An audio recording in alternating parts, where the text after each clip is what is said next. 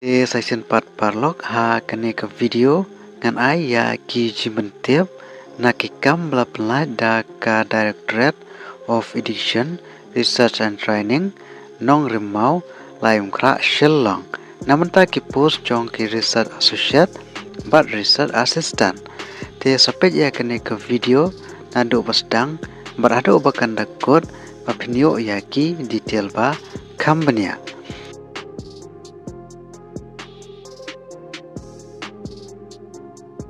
Te ka Director Jong ka Education, Research and Training nong rimau laim kra shillong ka code application ye pi na bentai kini ki post jong ki research associate but research assistant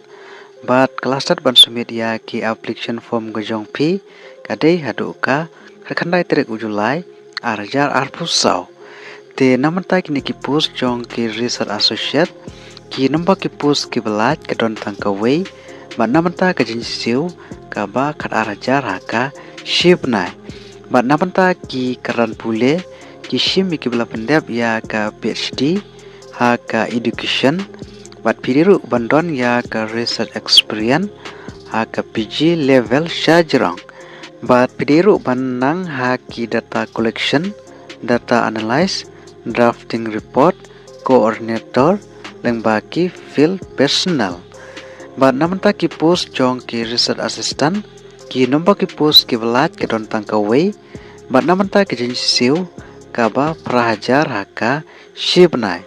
Bat namanta ki karan pule ki shim ki vela pendep ya ka graduate leng basan bobosan mak na kano ka recognized university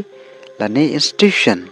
Bat namanta ki SC ST candidate kadai tang 1,000% mark haka graduate.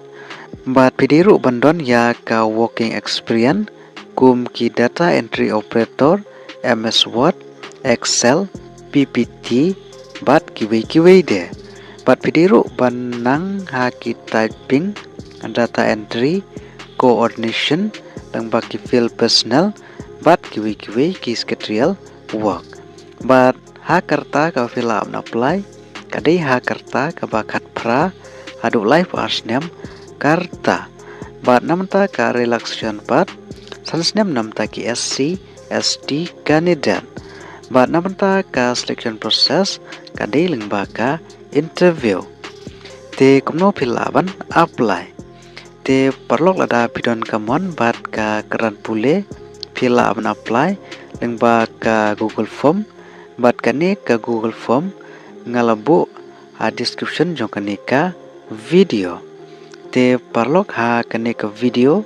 tang kini jipentep balada pidon kino ki pat ki ba pimbat sai ba sngewa ban komen ha kane ka video kubleshibun.